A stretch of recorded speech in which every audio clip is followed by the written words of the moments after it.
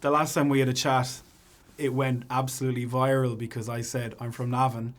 And I said, you're the only superhero from Navan. And it's got nearly 500 million of views since the last time we spoke to each other. You're kidding me. Oh, good heavens. Whereabouts in Ireland are you from? Well, this is where it's going to get interesting, where I'm from. Where are you from? I'm originally from Navan. Oh, no way. Yeah. Oh, there you go. How are you keeping? Very well. Not a week goes by that I get tagged in a video, tagged in a photograph or something with that conversation that we had. Really? Two Navan men. There you London. go. We could take this show on the road now. And I'm going to make it even more special for you. So I went back to Navan yesterday to the Navan Historical Society. Right. They gave me this lovely pin. Okay. They've got one for you. Oh, thank you. And I'm going to read this to you, okay? All right. This image belonged to my mother, Pauline Mulvaney, and her sister, Donnie, who lived in 11 St. Finian's Terrace. Oh. She knew your mum, Rose, as both went to nurses in England together. This photo shows your good self, Oliver, two little girls, Andy and Mannix, who has his hand in the car, and I'm delighted to share with you. Her name is Claire Ryan, and I'm going to give you this here. Oh, you've got your back to the photograph. Oh, this is a classic photograph. I've made a painting of this photograph. Wow. Yes, it's a very poignant photograph, this little boy, and good heavens. Oh, my God, thank you so much. Thank you so much. Isn't that special, isn't it? That is really special. Pierce Brosnan in short trousers. Casting a long shadow. Looking along.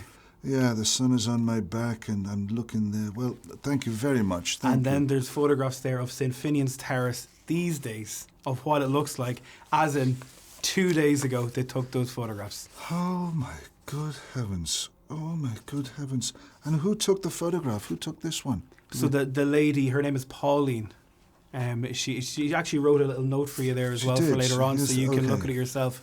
And she took this photograph? She took the photograph, and they couldn't find it for years and years. So when I said I was coming over to have a chat with you, they were like, will you please wait until we try and find this photograph? And they found it. And I was like, well, I think he's going to love it. Good heavens, good heavens, good heavens, good heavens. It takes you back. And she names these children in the photograph as well? Yeah, absolutely everyone accounted for. I do, because number 2 is right here. Yeah. Right there. And number 2 is getting done up at the minute, so they tried to get a photograph, but you probably wouldn't have seen it because there's scaffolding on number 2. So. All right, and here's my badge. There's your badge from the Navan History Society. Wild. Oh, I'll get back there and say hello to one and all and have a pint somewhere. Everything's going well. Go into St. Mary's, have a quick Hail Mary. Yeah. Doodly-doo. And when was your last confession there now? probably the same amount of time as me as well. We'll walk past it. Anyway, no, I am doing well, thanks. It's good to be here celebrating Mobland of it all, and glad to put that one down. I finished 2 days ago, and it kicks off here on Saturday. And the mad thing is, I'm going to tell you, which is going to make this even more crazier. So, Helen Mirren is your wife in this. Helen Mirren shot a movie in Navan in 1984. Oh, what did she? It was called Cal. Yeah. Oh, I remember Cal with John Lynch.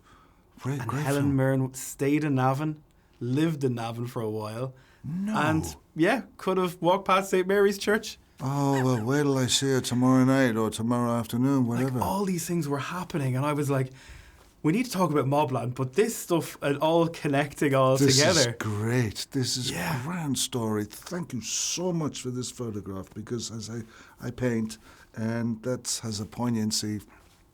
And the lady as well who moved to London with your mum at the exact same time. They lived together.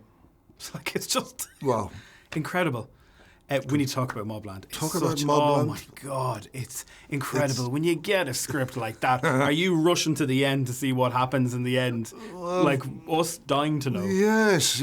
I mean, well, there was no end when I got the script, because it's a 10-part series, and Guy Ritchie last summer sent me 5 episodes of this. My agent said, Guy Ritchie. I went, oh my God, Guy Ritchie. I love Guy Ritchie.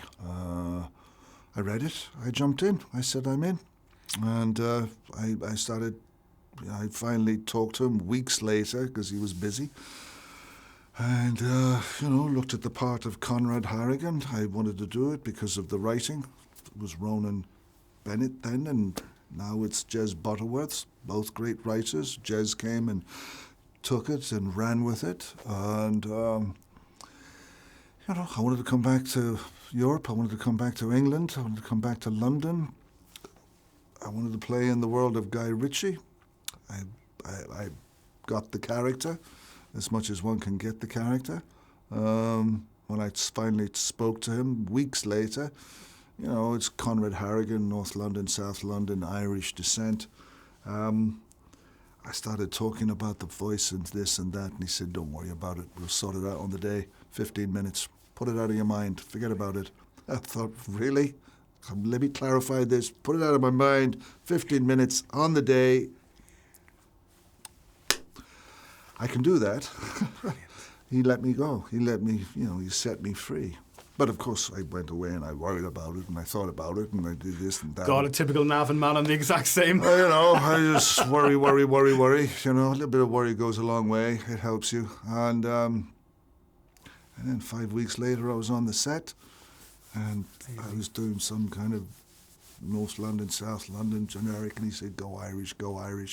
And it's like 15 minutes. Tom Hardy's there, don't know the man, great admirer of his work. It was a big gob full of words from me, my character.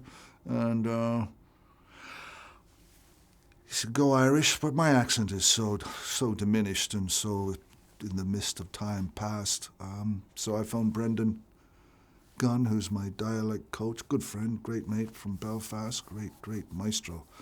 And I said, Brendan, I Kerry accent, give me who do I listen to? And he said, listen to this fella. And he's a Irish politician. That was it, and I just jumped in. I listened to him, and listened to that, the hymn of hymnus and a few others.